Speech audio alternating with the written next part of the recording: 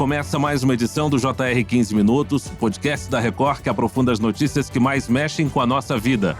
Um problema que afeta cerca de 2% dos passageiros em voos comerciais, o downgrade, quando você paga por um assento melhor, mas acaba sendo rebaixado sem aviso ou justificativa clara. Recentemente, a atriz Ingrid Guimarães passou por uma situação constrangedora em um voo.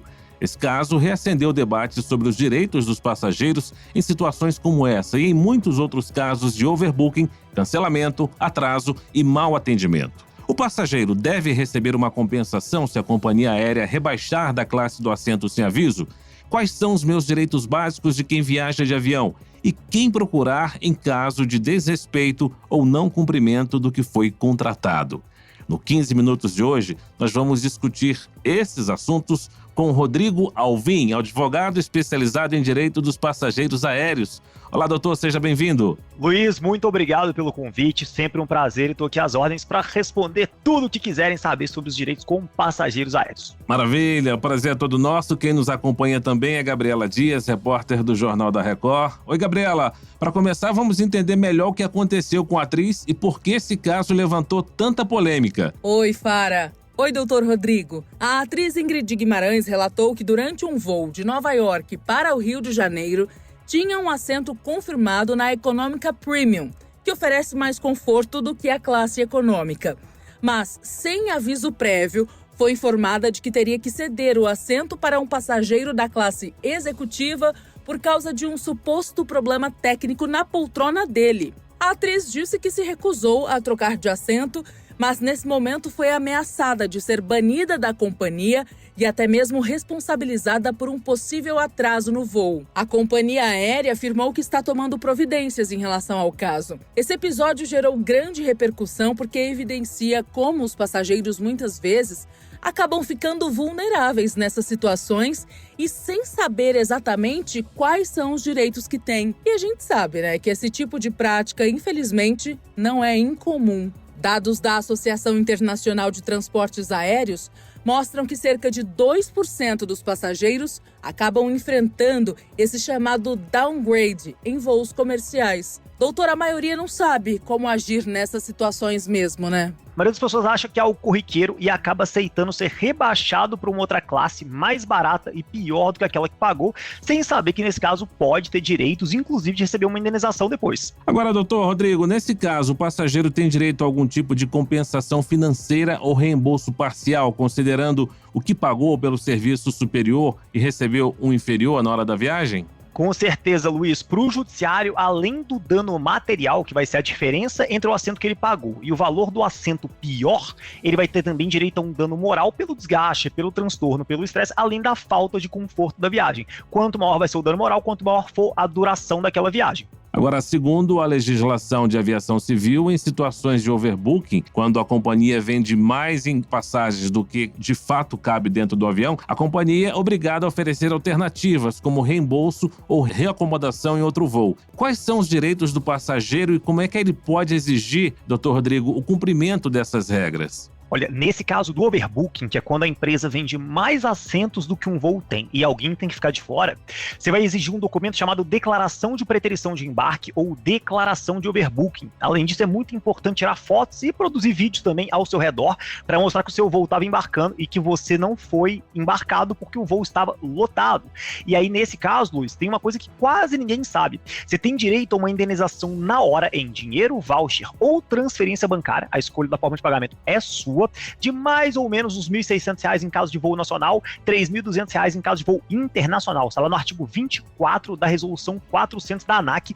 Lembrando que nada disso afasta seu direito de receber assistência material, então alimentação, hotel se tiver que dormir na cidade, transporte de volta para o hotel, e também nada disso afasta seu direito de depois, se quiser, entrar com uma ação pedindo a reparação por danos materiais e morais sofridos. Pô, Rodrigo, mas como assim? Eu recebi a multa e eu ainda vou receber dano moral e dano material? Luiz, vamos imaginar que você tinha um hotel lá de R$ 10.000 a diária pago. Essa multa de R$ 3.200 ela vai pagar o seu hotel? Não, seu prejuízo financeiro é maior, perda de dia de férias, desgaste, transtorno. Então, o dano material, a multa do overbooking, que tem natureza punitiva, ela não se confunde com a reparação por danos morais e materiais, que tem natureza indenizatória. Doutor Rodrigo, quando o voo é cancelado ou sofre um atraso significativo, o passageiro tem direito à assistência, por exemplo, alimentação e hospedagem, mas também tem direito à compensação financeira? E quais são os critérios para que esses direitos sejam aplicados? Em atraso de voo de mais de 1 hora, você tem direito àquilo que a gente chama de auxílio comunicação. O que é isso? Uma Wi-Fi de melhor qualidade e ligações telefônicas custeadas pela companhia aérea. O atraso passou de 2 horas, tem direito a auxílio alimentação. E o que eu recomendo nesse caso? Se o voo está atrasado mais de 2 horas, vá até o guichê da companhia e exige esse voucher, porque a companhia não vai ficar te procurando no aeroporto para te entregar esse voucher. Ah, Rodrigo, mas eu gastei mais do que isso para me alimentar, mais do que o voucher pagava. Guarde aquela notinha, porque aquele comprovante pode virar um pedido de reembolso depois extrajudicialmente ou judicialmente. Atraso passou de 4 horas, você vai ter direito de ou pedir reacomodação por qualquer companhia para o seu destino final, ou então pedir o reembolso integral da sua passagem. Lembrando que se até isso acontecer, você tiver que dormir naquela cidade, a companhia tem que pagar um hotel e transporte de ida e volta para esse hotel. Agora, ao recusar realocação, a atriz, a Ingrid Guimarães, voltando ao caso dela, ela relatou que foi coagida e ameaçada de nunca mais poder voar com a companhia aérea e seria responsabilizada por um possível atraso no voo. A gente sabe que algumas companhias têm aquela chamada lista de passageiros que eles classificam como indisciplinado, né? Então, se tiver o nome nessa lista, depois para viajar nessa mesma companhia, é bem complicado. Quando que um passageiro se sente intimidado ou tratado de maneira desrespeitosa pela tripulação ou funcionário da companhia, doutor Rodrigo, que medidas legais ele pode tomar? O ideal, nesse caso da Ingrid, por exemplo, seria depois discutir uma eventual reparação por danos morais e exigir uma retratação por parte da empresa, tá? E como é que ela faria isso, Luiz? Ela pode, por exemplo, pegar o contato de pessoas próximas a ela, testemunhas, para falarem no processo que aquilo realmente aconteceu. Ela pode gravar um áudio ou até gravar um vídeo da situação mostrando aquilo que ocorreu, e aí isso tudo vai gerar um estresse, vai gerar uma humilhação, gera um abalo, que é sim indenizável por dano moral, além de uma retratação da empresa. Afinal, no Brasil,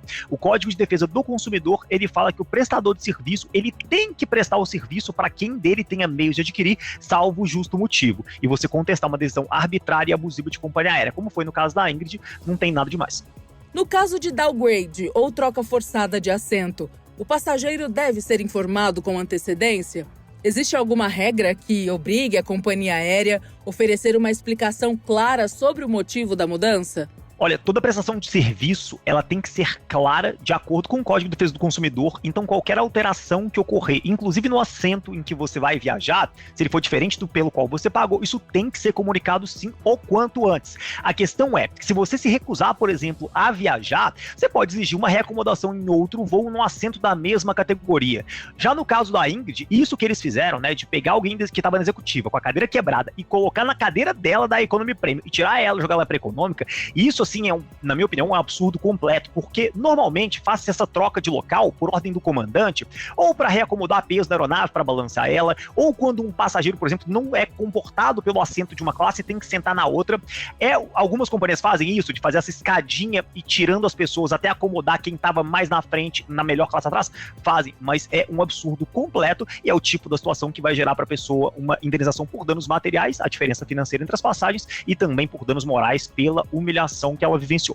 Doutor Rodrigo, a gente tem o Código de Defesa do Consumidor, a gente tem PROCON, tem normas da ANAC. Agora, quando essas ocorrências são registradas no exterior, essas leis também se aplicam em voos internacionais ou só em voos nacionais? Ocorrendo algo no exterior, como é que a gente pode procurar uma ajuda legal e reunir material para a gente provar nesse caso dessa injustiça que foi cometida no caso da atriz Ingrid Guimarães? Excelente pergunta, Luiz, e é uma dúvida que muitas pessoas têm. Em caso de voos internacionais, se aplica o quê? Se aplica a Convenção de Montreal. É um tratado do qual o Brasil ele é signatário. E a Convenção de Montreal, ela dispõe sobre o quê? Sobre o transporte internacional de passageiros. E aí você pode me perguntar, pô, Rodrigo, mas como é que vai aplicar o resto? Então, se já tem a Convenção de Montreal. É porque a legislação brasileira, a gente está falando do Código de Defesa do Consumidor e infralegal, né? A Resolução 400 da ANAC, elas se aplicam de forma subsidiária à Convenção de Montreal, ou seja, em tudo aquilo que não conflita com a Convenção. Se a Convenção fala A, Aqui no Brasil a gente não pode falar A tá errado. Mas se a Convenção de Montreal não fala nada sobre B, a gente pode falar sobre B aqui. É o caso, por exemplo, do dano moral. Na Convenção de Montreal não fala nada sobre dano moral, mas lá fala sobre o prazo que você tem para entrar com a ação para buscar uma reparação por danos materiais em viagem internacional.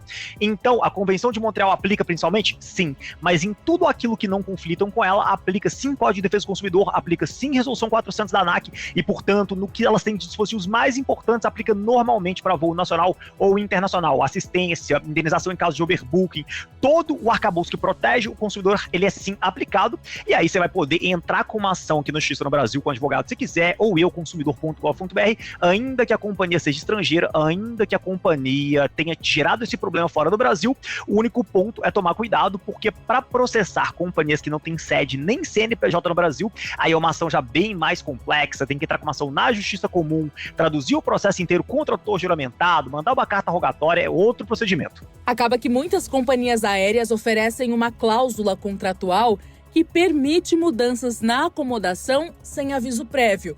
Doutor, esse tipo de cláusula é legal? O passageiro pode contestar ou não? Esse tipo de cláusula, porque ele vem de um contrato de adesão, né? Um contrato que a companhia te apresenta e você aceita ou não aceita, você não pode alterar ele. O que acontece? A alteração de assentos na mesma classe é considerado algo razoável. Agora, essa alteração unilateral da companhia entre classes diferentes, ou seja, me tirar da executiva e me colocar na econômica, isso é considerado como abusivo, ainda que previsto em contrato, e vai gerar para a pessoa depois um direito de reparação, tanto pelos danos materiais quanto morais. Doutor, outro problema bastante comum são os casos de extravio ou dano de bagagem. Nesses casos, a companhia aérea é obrigada a indenizar o passageiro? E ainda, quais são os prazos para registrar a reclamação e quanto tempo a empresa tem para oferecer uma solução? Primeira coisa que você vai fazer quando você perceber que a companhia perdeu a sua mala. Você vai até o guichê da companhia no aeroporto preencher um documento chamado RIB, R-I-B, Registro de Irregularidade de Bagagem. Se você estiver fora do Brasil, é o PIR, que é o Property Irregularity Report. A partir desse documento, em que você vai colocar a cor da sua mala, tamanho dela, dá elementos para a companhia poder encontrar ela, a companhia tem 7 dias em caso de voo nacional, 21 dias em caso de voo internacional, dias corridos, para encontrar a sua mala. Se ela não encontra a mala, nesse caso, a mala é considerada como definitivamente perdida. Pô, Rodrigo, mas eu não preenchi o RIB no aeroporto, eu posso fazer online depois em casa? Pode, só que você tem uma semana para fazer isso e ele perde bastante da força de prova, porque no aeroporto é você e um funcionário da companhia, então ele é preenchido a 4 mãos, em casa é só você fazer, então perde um pouquinho da força de prova. E quanto tempo eu tenho para reclamar na justiça a reparação por danos que eu sofri por mala perdida? Olha, dano material e dano moral de voos nacionais, o prazo é de 5 anos. Se a gente estiver falando de voo internacional, o prazo para reclamar reparação por danos morais também é o de 5 anos, e o prazo para reclamar reparação por danos materiais, prejuízo financeiro, é o de 2 anos. Falo que é muito importante quando você for viajar com sua mala despachada, filme a sua mala por dentro e por fora. Por dentro para ter um indício de prova a mais do que tinha lá dentro, caso a companhia perca a sua mala, e por fora para mostrar o estado que a sua mala estava antes de viajar, caso a companhia quebre ela. Também faça um inventário da sua mala, sabendo os bens que você tinha nela, porque depois lembrar de cabeça é muito complicado e acaba sendo um elemento a mais para mostrar para o juiz o que você aponta que tinha na mala, porque muita gente acha, Luiz, que vai ter uma revelação lá e vai ver se depois sair a sentença o que você falou era verdade ou não, e não é assim que acontece. A mala foi perdida, então o juiz vai usar vários elementos, como a sua filmagem, aonde você trabalha, onde você mora, o destino do seu voo, para ver se aquilo que você alega que tinha na sua mala era verdade. Uma coisa muito importante pontuar: se a companhia perder definitivamente sua mala, o máximo que você vai receber de indenização por dano material é de aproximadamente R$8.000. Ah, Rodrigo, mas eu tinha R$50.000 de roupa na minha mala. O máximo de dano material é R$8.000. E o dano material, pouco provável que vai dar R$42.000. Então, o que eu recomendo? Ou que, se você vai transportar mais de R$8.000 numa mala, faça um seguro para sua mala, ou que você preencha um documento lá no aeroporto chamado Declaração Especial de Valor, no qual você preenche no guichê da companhia e paga uma tarifa para a companhia, alegando que sua mala tem bens que valem mais que os R$8.000, ou então que você separe esses bens entre as malas para que cada mala tenha no máximo esse valor e você não saia no prejuízo se eles perderem sua mala.